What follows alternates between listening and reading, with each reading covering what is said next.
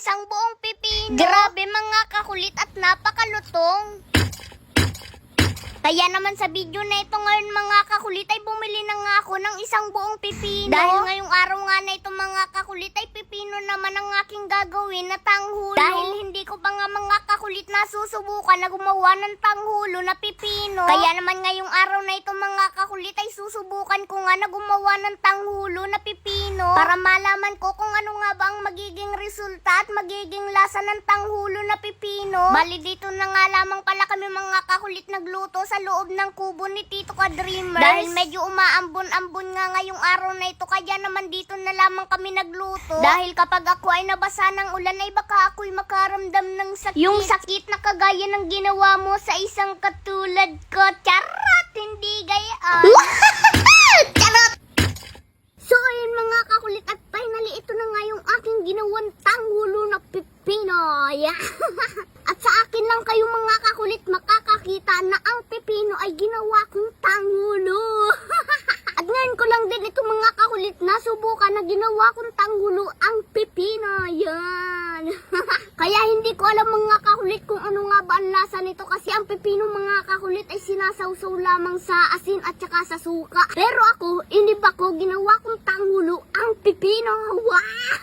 Ayan mga kakulit, tingnan natin kung gano'n nga ba katigas at kalutong itong ginawa kong tanghulo na pipino. Nabali na kasi yung stick mga kakulit kaya hindi ko na makapitan. Ayan o. Hulo! Hulo to nga! Oh.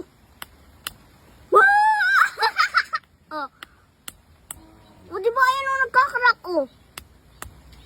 Wow! Diba? So ngayon mga kakulit ay susubukan kong kainin itong ginawa kong tanghulo na pipino. Kung gaano nga ba itong mga kakulit kasarap at kung ano nga ba ang lasa ng tanghulo na pipino. Hindi ko nga alam mga kakulit kung bakit naisipan ko na gawin tanghulo itong pipino.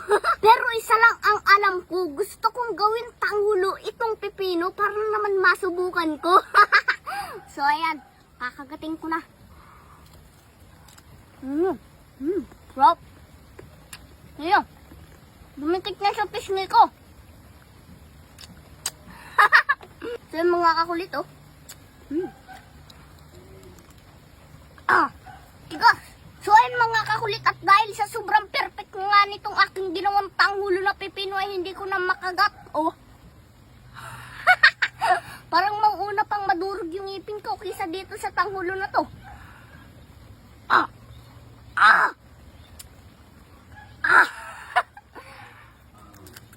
Yun. So ito mga kaulit, subukan natin dito. Sarap. Lasang pipino pa rin naman siya mga kakulit, kaso nga lang tumamis siya gawa nitong asukal.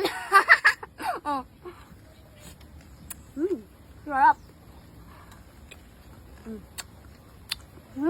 Sarap. Tingnan nyo naman mga kakulit kung gaano kalutong ito. Nag-truck na oh. So ayan mga kakulit at talagang perfect na naman talaga itong aking tanghulo na ginawa.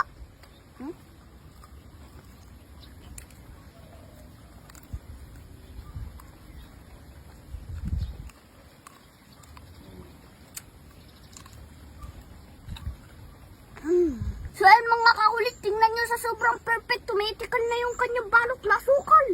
Wow!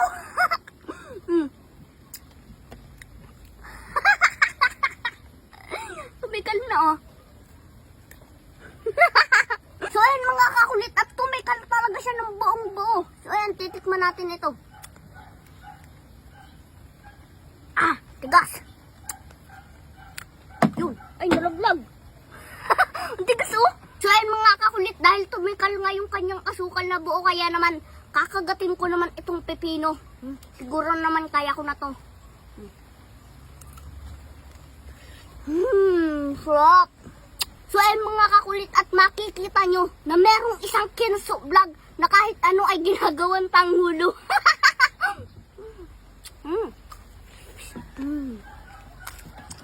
nanonood ka na naman ata ng kung ano-ano kaya ka masaya.